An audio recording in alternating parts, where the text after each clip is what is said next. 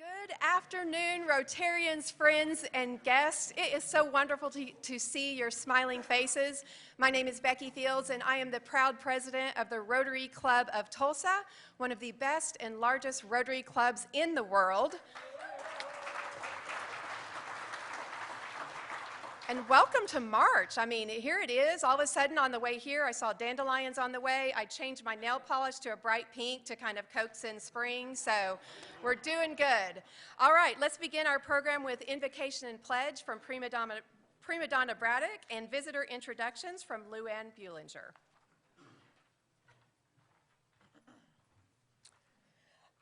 Our great Creator, as we gather here today as members of Rotary and our guests, we pray that we are ever mindful of opportunities to render our service to fellow citizens and to our community, keeping in mind always the enduring values of life, exerting our efforts in those areas and on those things upon which future generations can build with confidence.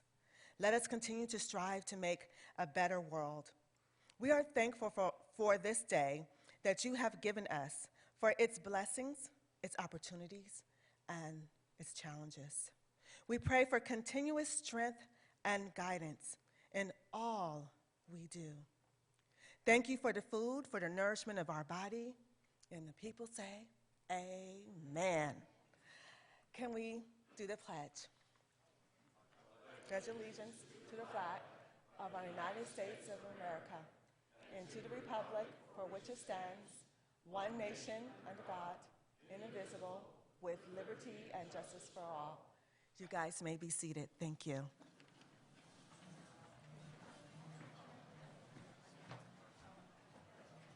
Good afternoon and welcome to the Rotary Club of Tulsa. We are so happy to have so many guests here, and it's time to do guest introductions, but we're going to do it a little bit differently today. We're only going to mention the guest name, but if you and your host Rotarian will both stand up, at least for 2 seconds, so we can get a good look at you, we're going to get through the list pretty quickly. All right, John Jacobs. Oh, good. I like Linda. She's proactive. Patty Colwell, Sarah Kenmian, Mark Ryan, Patrick Sullivan, Diana Sample, Kelly Sample, Sid Swinson, Philip Boyd, Mary Boyd, Dana McGlumphy, Charles Pyle, Keith Judkins, Jacqueline Franklin, Denise Dillon, George Connor, Lynette Hardy, Alice Slimp, Jenny Drummond, Jean Miller, Marjorie Davis, Norma Jameson, Steve Mackey, David and Carol Rogers, Jay and Anita Henderson, George Shahadi, Jamie Green, David Johnson, Carol Vaughn, Heidi Peacock, Mary Stormont, Aaron Janda, Ray Tucker, Emil Tucker, Jill Young, and if we didn't mention anyone else who is a guest, if you'd like to stand now, and we will congratulate you all for coming today. Come again.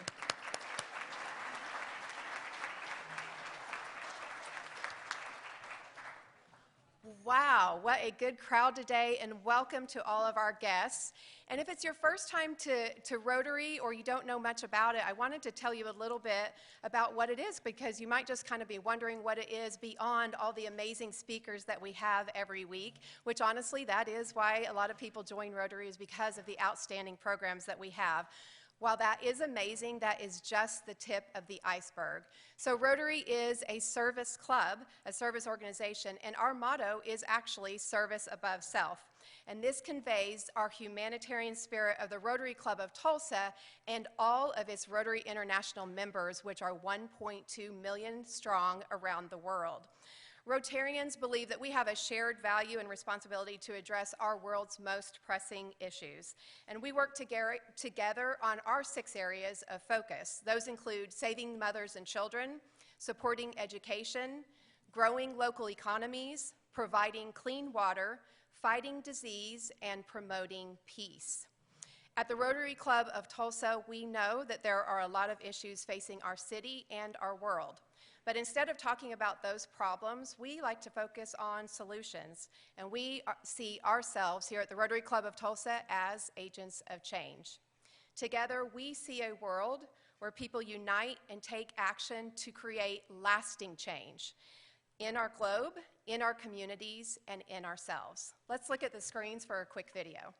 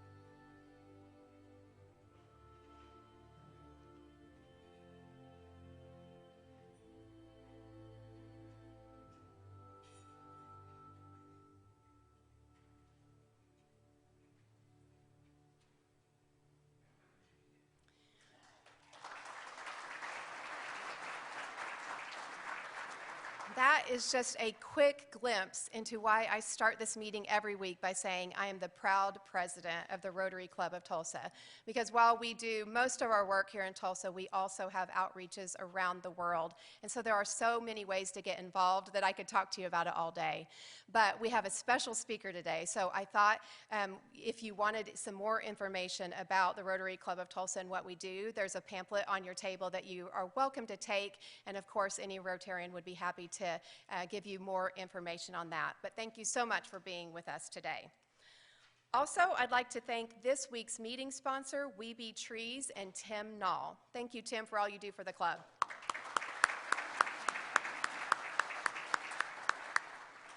We have a couple of committee meetings this afternoon, or right after the program today. In room 233, the Above and Beyond Awards Committee will be meeting, and in room 234, the International Projects Committee will be meeting.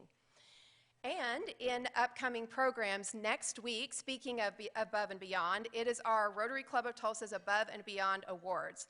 We will recognize Tulsa's Police Officer and Firefighter of the Year, a very inspirational program that you do not want to miss. Founded in 2008, the awards recognize these public servants for outstanding acts of character, commitment, and compassion to both their profession and their community. And then the following week, on March 18th, local entrepreneurs Cheryl Chenoweth and Lee Cohen, owners of Chenoweth Cohen Realtors, will tell their amazing story of starting their company with just a few and building into one of the largest and most successful real estate companies in the state. At this time, I would like to introduce our Rotarian of the Day, Phil Lakin. Phil is a CEO of the Tulsa Community Foundation and has been since 1999. TCF is the second largest community foundation in the United States. Phil is known for working with donors, community leaders, and elected officials to improve the Tulsa area. He also serves the City of Tulsa as the Tulsa City Councilor for District 8, comprising much of the south of Tulsa. He graduated from Jenks High School and went on to obtain his BBA and MBA from Baylor University. As most of you know, especially if you follow him on Facebook and see his amazing pictures, he is an avid hiker and climber. He has summited the Matterhorn, Mount Rainier, and all of 54 of Colorado's 14,000-foot peaks. Please help me welcome past President Phil Lakin.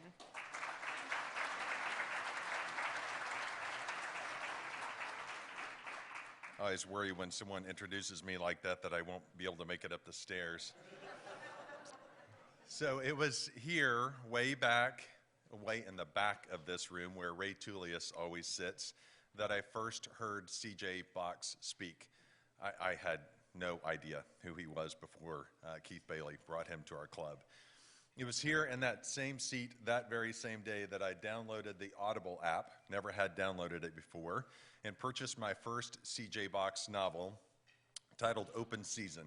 And from there, I was sold for life.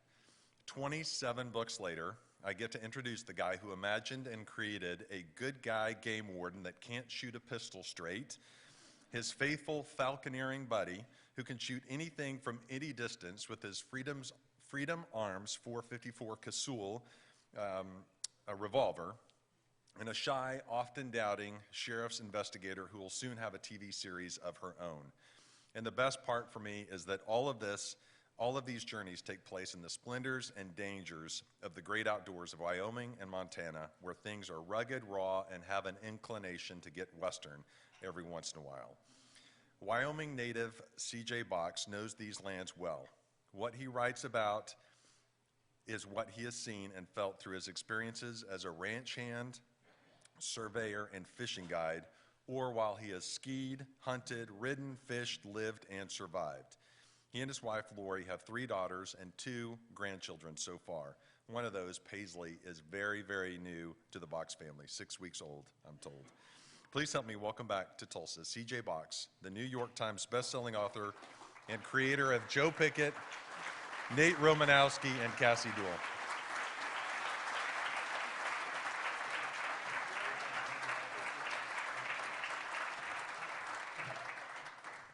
Thank you very much. That was wonderful. It's good to be back. I think everybody in the world sometimes knows Keith. We're friends in Saratoga and here, and he invited me here. It's my third time here at this event. And if you know Keith, he can be pretty persuasive and also kind of wily. And earlier this year, he sent me an email that said, when you and Lori come to Tulsa this year, this is what we're going to do. And I had to send an email back and said, well, Keith, I'm not really planning to come back to Tulsa this year. But and then I received the schedule for my book tour, and I'm coming to Tulsa and coming to the Rotary Club. So it's good to be back. What I wanted to do is read just a little bit from this. This book came out yesterday. So I know a couple of you have gotten your hands on it, but I think most haven't. Just debuted yesterday. I've been on the road since Monday morning. They kind of, on these book tours, they really kind of front load them so that you go to as many places as possible in the first week. And starts like this. Don't worry, it won't be 20 minutes. Don't. The sleek golden projectile exploded into the thin mountain air at 3,000 feet per second. It was long and heavy with a precise pointed tip and a boat tail design tapering from the back shank, and it twisted at over 350,000 rotations per minute. Designed by ballistic engineers, the bullet was entirely jacketed by a smooth gilding of 95% copper and 5% zinc with a wall thickness variation of near zero. The pointed red ballistic tip of the nose also served as a heat shield. The projectile was engineered to withstand the extreme aerodynamic heating effects produced by the speed of its trajectory. Inside the jacketed round was a soft lead core. Upon impact and penetration, the ballistic tip would drive backwards into the lead core and expand the projectile into a mushroom shape in order to create a large wound cavity. It sliced through the windless evening in absolute silence, but far behind it, 2 distinct sounds rang out, the report of the shot itself and the sharp crack in the air as the bullet broke the sound barrier. 1 second. The crowns of river cottonwood trees passed far below, as did the lazy S-curves of the 12 Sleep River. 2 distant drift boats hugged the eastern bank as fishermen casted deep pools and holes darker in color than the rest of the river. Below, a V of geese held in a frozen pattern over the river as they glided toward a field to the south. 1.5 seconds. A cow moose and her 2 calves pushed through the willows without stealth or grace to splash into the river ahead, out of view of the angling boats. The cow moose flinched and raised her head at the sound of the crack. 2 seconds. An ochre spoor of dust trailed a trailer equipped to gather up large round hay bales in an irrigated field on the other side of the river. The dust was infused with the last blast of sunlight from the summit of western mountains, and the combine produced an outsized impression on the bronze terrain. The backs of Black Angus cattle covered the pasture like cartoon balloons, each animal tethered to its own long shadow. 2.5 seconds. Almost imperceptibly, the bullet began to drop and slow and drift slightly to the left, a motion called the aerodynamic jump. The 14th and 15th fairways of a golf course scrolled by below, the turf freckled with the gold leaves of fall. A small herd of mule deer grazed on the grass near the clubhouse, unaware that interlopers, white-tailed deer from the outside area, were flanking the muleys in a raid that would play out in minutes. 3 seconds. A series of expensive homes constructed of gray rocks and heavy dark wood backed up to the 15th fairway. Covered lawn furniture and dormant barbecue grills sat on flat rock patios. 2 of the homes were occupied, but only one had lights on. The home with the lights was dead ahead, and the large plate glass window illuminated from within formed a yellow rectangle. Beyond the glass, inside, a small dark man sat behind a dining room table. He was staring intently in the direction of the mule deer. The table was set with a bottle of wine and 2 glasses and place settings that glinted in the reflection of an overhead elk antler chandelier. The window and the face of the man inside got larger. 3.5 seconds. The man at the table announced something and swept with his hand as he did so, accidentally scattering the silverware beside his plate. He leaned to his side to retrieve an errant spoon at the exact second the bullet punched through the glass. The void left by the man was suddenly filled by the figure of a woman just behind him. She was entering the dining room from the kitchen carrying a platter of pork chops in both hands. The top button of her blouse enlarged exponentially, and then there was a high impact and explosion of red and black. And that begins the book. So a shot.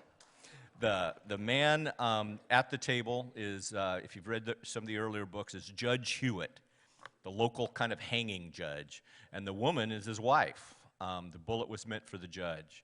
And I wanted to, with each book, I try to get into different aspects of technology and things that I find really interesting. In this case, I'll tell you a little bit more about these long-range rifles. But in the book, because his wife is hit and mortally wounded in the hospital, Judge Hewitt uses all of his clout to call in all of the law enforcement in 12 Sleep County to start the investigation to try to figure out who could have done this. That includes Joe Pickett, although Joe, at the time this happens, is over in the Teton Wilderness near Jackson Hole investigating the death of a elk hunting guide who was attacked, mauled, and killed by 2 homicidal grizzly bears. And it's actually based on a real incident that happened the previous fall in Jackson, where unprovoked 2 bears came out of the timber and just ran straight at these 2 guys and killed one of them. His client got away, but they didn't do anything to prompt the bears, so it's still kind of a mystery how it all happened. It's explained in the book, the theories of why it could have. Anyway, Joe's called back immediately. He can't even take his truck. He has to get it. He was taking a helicopter back. So his truck is stuck in Jackson, and Joe's back home and has to borrow one to do the investigation. And as he starts to make a list of all the potential suspects that he is aware of, that he helped put in jail, that were in Judge Hewitt's courtroom, he realizes the suspect pool is really big and getting bigger. So throughout the book, Joe kind of goes back through earlier cases, a lot of familiar names, people he put in prison, people who hate the judge, who maybe hate Joe, and tries to rule them out, if nothing else. And as he does so, he's getting some help from Nate Romanowski, the guy with the big pistol. And when the book opens up, it's a weird juxtaposition of how things used to be, in that Joe and Mary Beth are now have an empty nest. Their girls have all left, and Nate is happily married with a brand new little baby girl at home named Kestrel.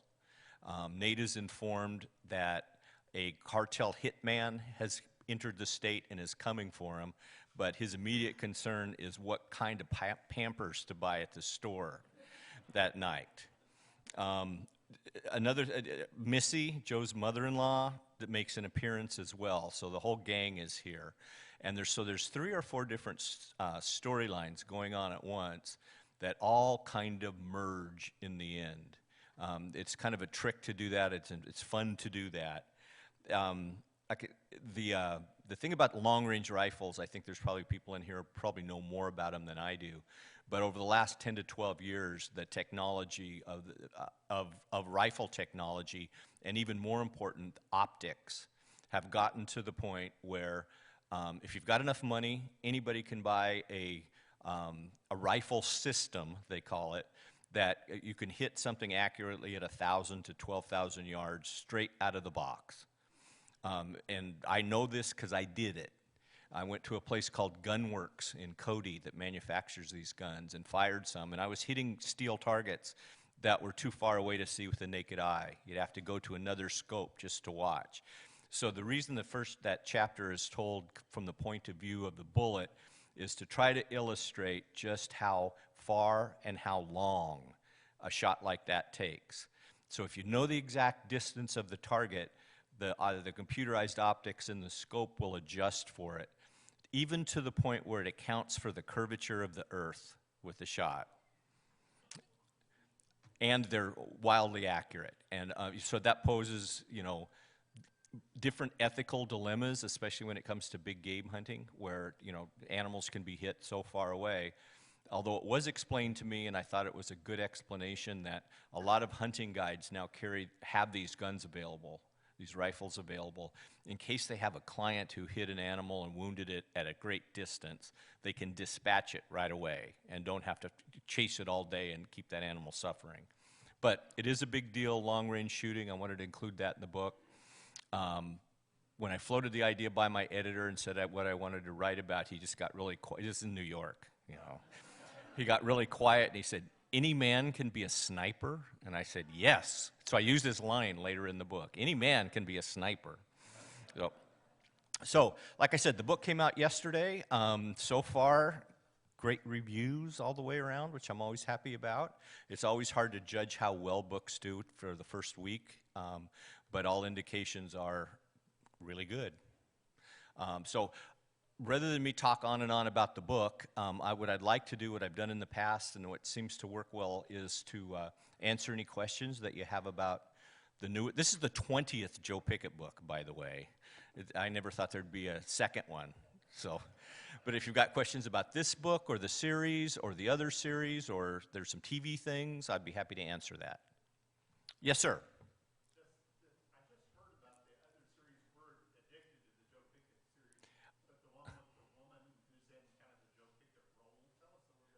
Well, outside of the Joe Pickett series, I would always call them standalone books because I didn't want to admit that I was writing another series, even to myself.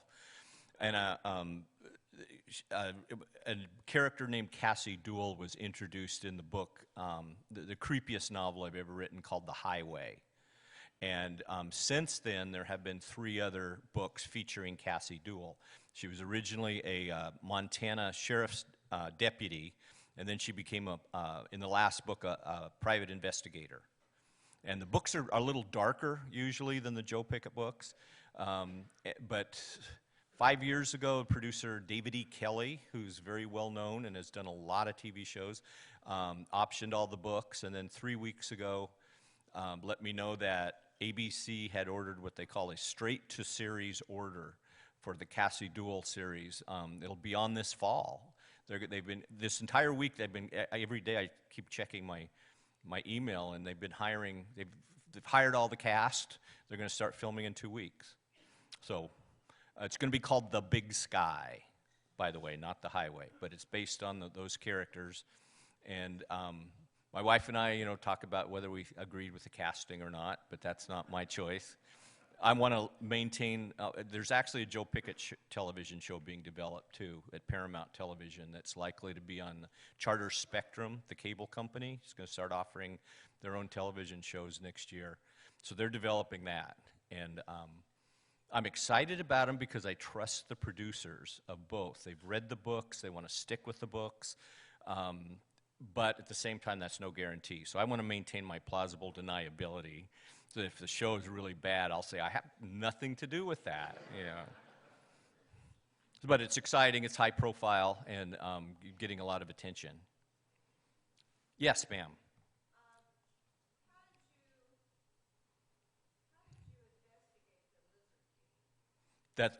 From the highway.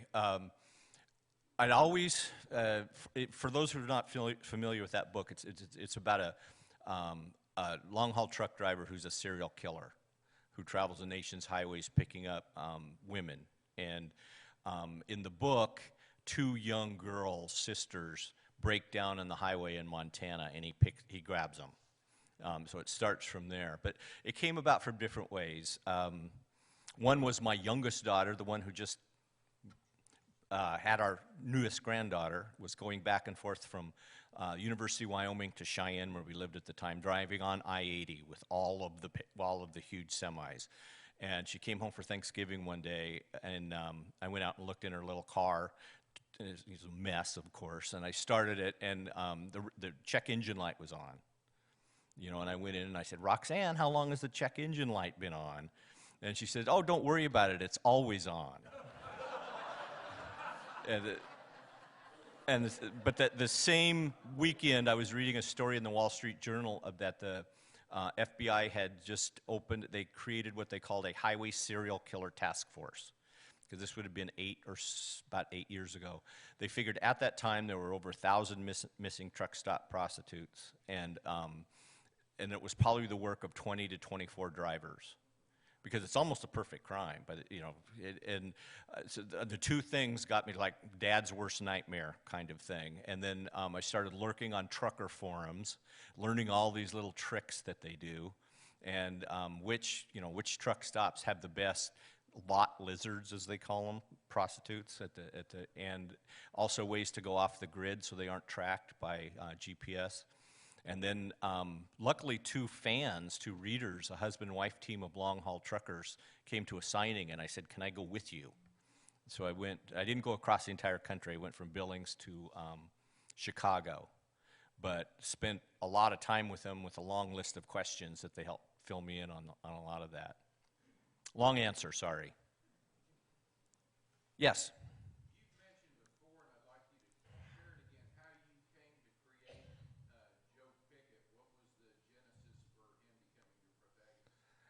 It's because I could look ahead and I knew the world was just waiting for a Wyoming game warden series, which isn't true at all. But no, the very first book's called Open Season, the one you mentioned, and every book's about issues, you know, or something. And it's in my mind, it's a contemporary Western about the Endangered Species Act and how well-meaning legislation sometimes goes screwy on the ground. So, I was a reporter at the time I started writing it, and one of the biggest stories in Wyoming at that time was the discovery of black-footed ferrets that were thought extinct up until that point.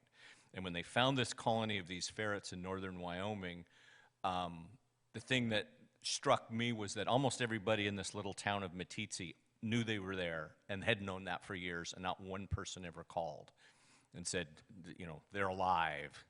So I thought that's an interesting kind of new Wild West storyline. So in order to tell it, as originally the protagonist was going to be a sheriff and then a journalist, and then when I settled on a game warden, because I was doing ride-alongs with the game warden, and I realized that would be the best conduit to this kind of issue. And game wardens in Wyoming are unique and interesting, and there's only 50 of them, just like portrayed in the books. They're very heavily armed. They basically work alone. They drive around with their Labradors and their green pickups, and I've met dozens of game wardens who could be Joe Pickett. But at the time, I didn't have any one person in mind. So it kind of came from there. Yes?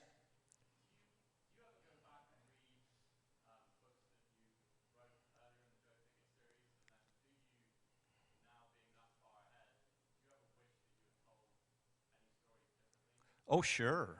Yeah, almost from the time I turn them in, I wish I would have, done something different or tried. One thing I will say is that the basic foundation that was created in open season, even though it was not going to be the first book in a series. I was just writing a book. But the foundation has held up over all these years. So I often go back to that very first book because that set the family. Nate Romanowski isn't in it yet, but it's got the little town. It's got all the things. Joe Pickett is 32, I believe, in the first book, and he's now 51 in this one. So I go back and check things, but I don't reread them because I have to go over them so many times before they're done. I write them, I rewrite them. My wife offers notes. My daughters do, and then I have to go over 3 or 4 copy-edited versions. Sometimes I never want to see it again, actually, by the time it gets out there. The only book I have reread is the first one, Open Season, and I did that recently because of the television project, because they're going to start with the first book. And I thought, I better get myself reacquainted with this if I'm going to actually be a consultant on it, Yes?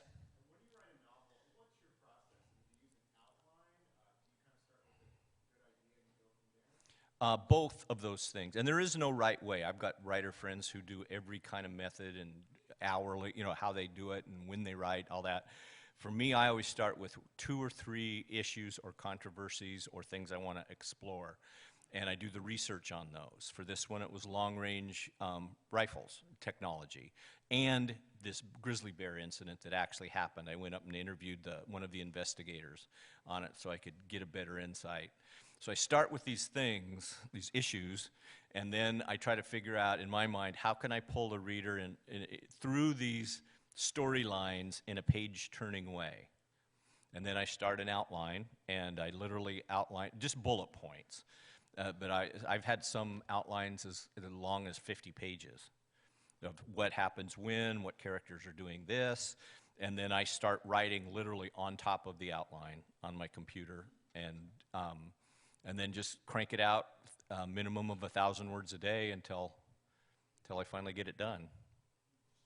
Some days are more than 1,000 words. Some days I struggle to get 1,000 words. Yes, sir.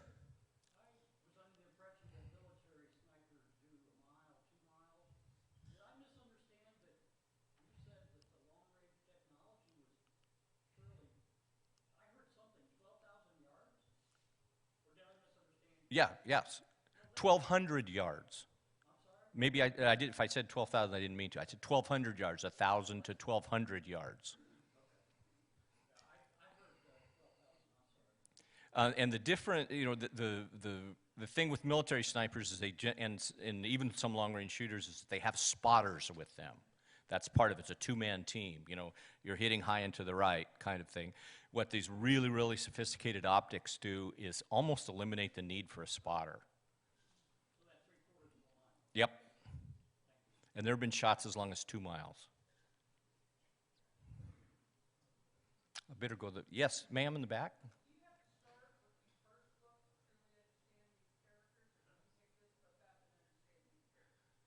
I always say, no, you don't have to start with the first book, but most people who read the series would say, yes, you need to start with the first book.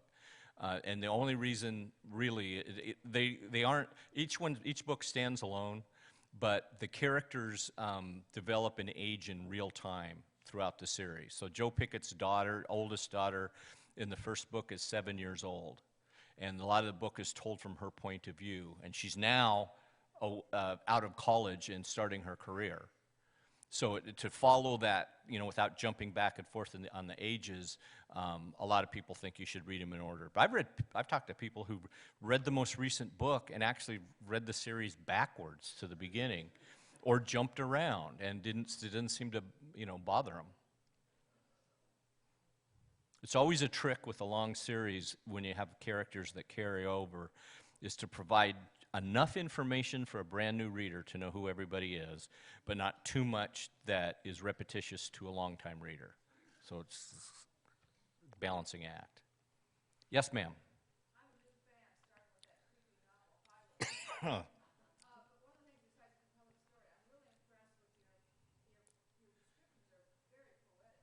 Oh, thanks. Well, thank you very much. No, I prefer to do something where I get paid. But thank you for saying that, though. I appreciate that. Yes.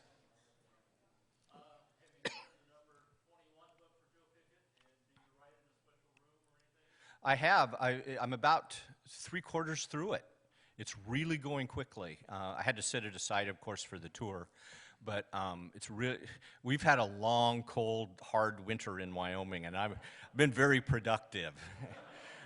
But I have we live on a little ranch, and when we built our barn, we built an office for me on the top of it. So I go out to the office every day. I can see my house. I can see cows. I can see eagles. And although I actually had them design it this way, and that is that the windows are a little too high to look at while I'm writing, because otherwise that's what I do. I stare out the window. So I have to get up and look out. But it's a great place to work. I get a lot of work done there. But I used to work on, I had a basement office in our previous house. I've written on airplanes and hotel rooms and overseas. You just have to, it's kind of one of those things people sometimes say. They don't realize how annoying they are when they say this. When they say, you know what, I'd write a book if I had the time. And I thought, I wrote 5 books with 3 little kids and running a business and traveling around the country, and I didn't have any time. So, yes. Do you have a mentor that guides you, or who are your favorite authors? My favorite authors, probably my favorite is Thomas McGuane, the novelist. He's kind of like a word magician. I've been reading him all my life. In this genre, I'm a big fan of John Sanford. Denise Mina is another one. Michael Connelly. And I read a lot of first novels. I try to read fiction, nonfiction, and keep up with that, and read widely, not just mystery or thriller kind of things. So I don't really have a mentor other than the first book I ever read, and I've now read it 4 times, where I thought I'd love to be able to do this, is Catch-22 by Joseph Heller. I've read that 4 times. But I grew up reading A.B. Guthrie, Big Sky, Montana. Weird, I'm going to have a TV show with the same name as the book, but I didn't name it that. So, yes? Do publishers impose deadlines on you? Yes. How does that affect your creativity? You just have to learn and adapt. I have a background in journalism, so I'm used to deadlines. I've always been used to deadlines.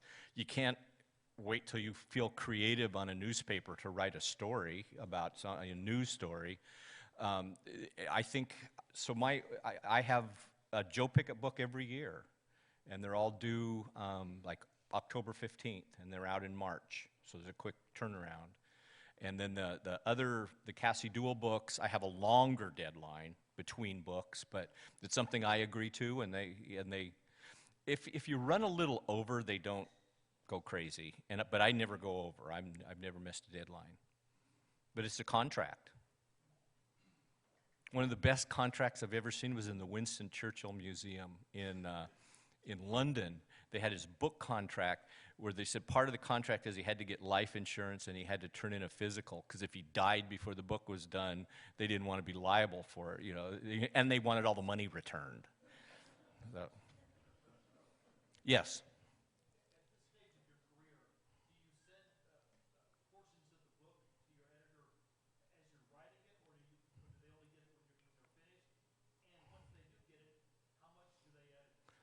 They don't see it till it's done. All writers are different, though.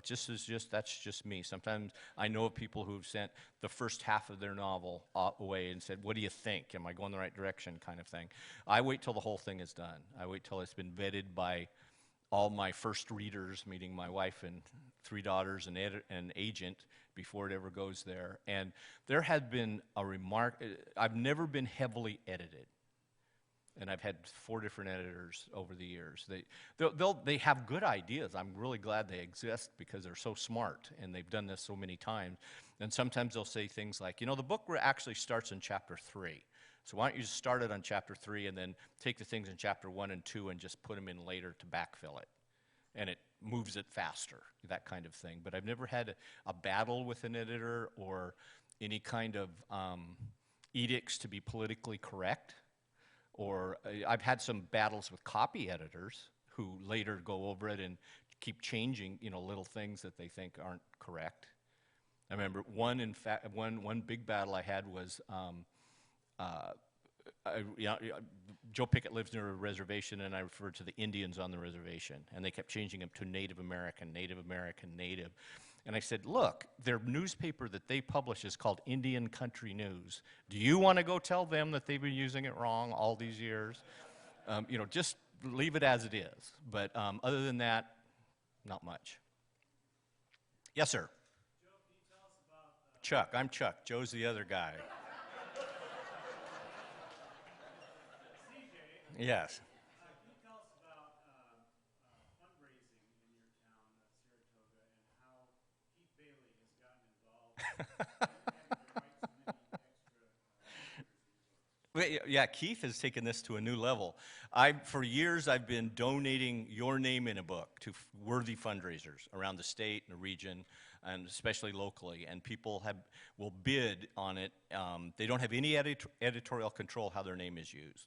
But whoever's the high bidder, they can designate their own name or their wife's name or friend or whatever. There's some rules on the thing they have to sign. And then I do use that name in a book.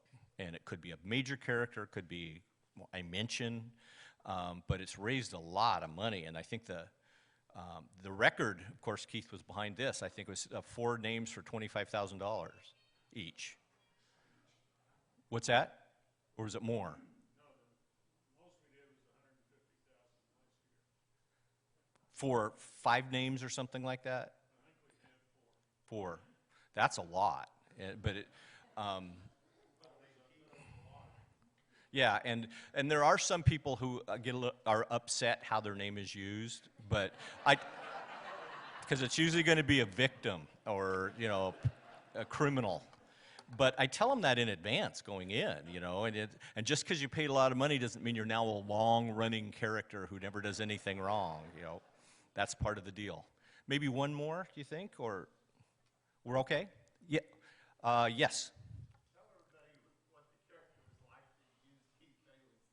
Oh, yeah, Keith Bailey. Joe Pickett's trying to figure out how to get on this really exclusive club in the little town, so he goes to the local drunk at the bar who I think he works in maintenance there, and the guy gives him the code so he can go up there. That was a few books back, yeah. And in Saratoga, Wyoming, where we live, half the town has been in the books at some point. Yes? It was a huge challenge, and it still is. It's hard for a first-time author to get published, especially by a big commercial publisher. And it took me, I mean, I've worked on the first novel on and off. I had a career besides. It wasn't all I did, but for 20 years. And then once I got the book done, it was called Joe Pickett, because I didn't ever thought of it as a series. It took another 5 years before it was actually published by Penguin Putnam. There's a long story behind that, but I won't get into all of that. It's kind of crazy. But it's hard, and it's hard for writers now. Yes, sir. In your Castiel series, you introduced her in The Highwayman, because there were previously 2 books. Mm-hmm. My earlier question to you was, how do you have the courage to kill off your main character in the middle of the book? Spoiler alert, yeah. But because it's been so long since the book came out, 2 reasons. One, I realized I was starting to write a second series, which I wasn't intending to do. And the protagonist, although he's really fun to write, a guy named Cody Hoyt, who's an alcoholic cop who does all sorts of, you know, doesn't play by the rules, that kind of thing. I realized I was writing a character that I had seen a lot in other books and in TV and movies, and the kind of, guy, errant, knight who always screws up and, can't stay on the straight and narrow and all this sort of thing. But I realized it wasn't all that original. And there was another character in the book I was starting to like better than the lead, and that was Cassie Duell. So that was one reason. And then I thought it would be better if she completed the novel, and he started it and she completes it. So yeah, so something happens to him in the middle of the book that, to this day, people will say, I read that page 5 times. I can't believe you did that, Yes? What's next for Cassie? When's your next book coming out for her? It's going to be 2 years away instead of next year. I kind of got a break on that. The pace of trying to do a book and a half a year was really starting to wear. So I signed a new contract with the publisher, but I said, give me another year this time. This is before we knew about the TV thing. So now they're going, come on, are you sure you want to do that? But I do. So it'll be 2 years away. Yes. Oh, I'm sorry. She's not based on my mother-in-law. My mother-in-law is much, much worse than that. No, really that a lot of where the characters come from are simply, I wasn't, again, she was introduced in the 3rd book along with Nate Romanowski, and neither one of those characters I thought are now going to go on. They were just both so much fun to write. And when Missy showed up, it was like, I kind of thought, what can I do to make Joe Pickett's life more miserable right now? And she always has a knack of showing up right then, just like she does in the new book. Somebody started to ask a question.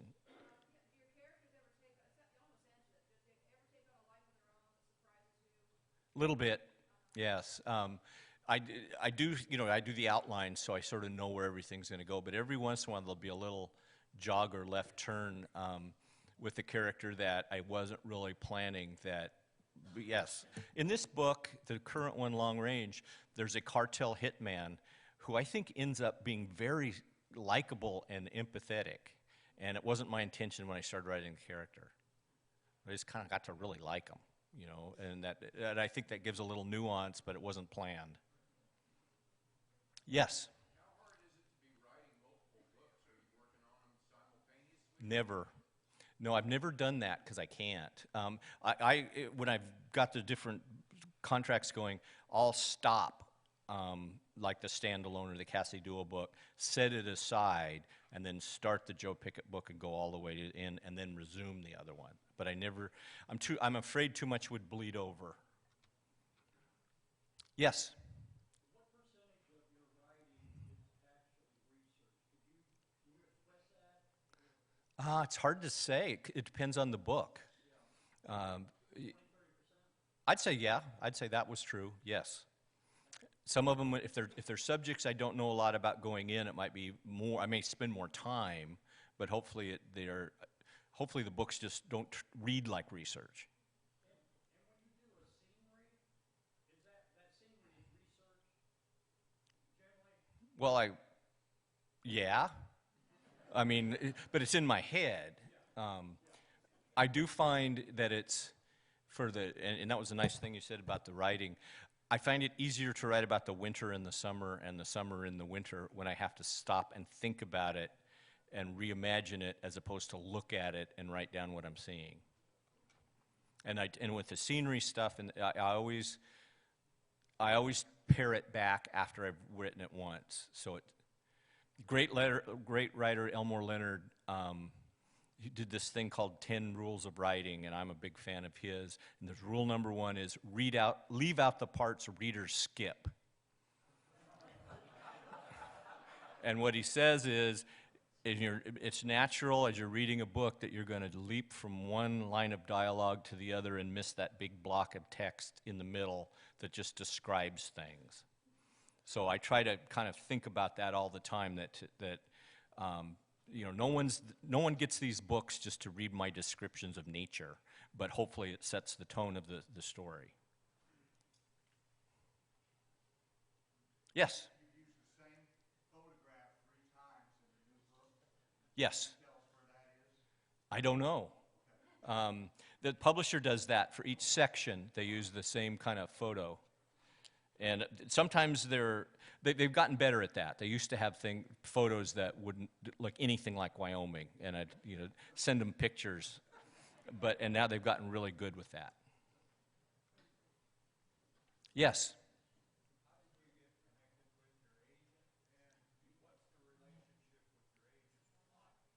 Huh. I was told early on the best way to get a book published is to have a New York agent, and it is true. And it's a really long story. The first 2 agents I had were horrible crooks, and I didn't know it because I didn't know enough about the business and I didn't know enough about them. When after about 5 books in, I realized my agents were incompetent. So my wife and I went to New York, and we actually interviewed literary agents, which they hate because they like to choose you, not to be chosen. But by then the books had been well enough that we could do that. And the agent that we chose, we've stuck with ever since. Her name's Ann Rittenberg. She's got a small agency, but she's just a bulldog. And she's the kind you want on your side, not on the other side. And their agents, good agents, really, really do earn they get a percentage, just like, 10%, 15% based on what. And she works with the film people and all that. So we've got a great relationship. Sometimes we, carpet each other like cranky old, it's like we've been married for 30 years. All we talk about is money. But she's got a good eye, and she's great. Anything else? Well, if not, I'd like to thank you. Oh, and I'd like to, 2 things. Tonight we're doing a longer version of this, and what was it, the IDL Center, is that right? At 7 o'clock. So if you feel free to come back to that. And then I've got, I'll be signing some books in the back if you need a book signed or inscribed. So thank you all very much. Thanks for inviting me out.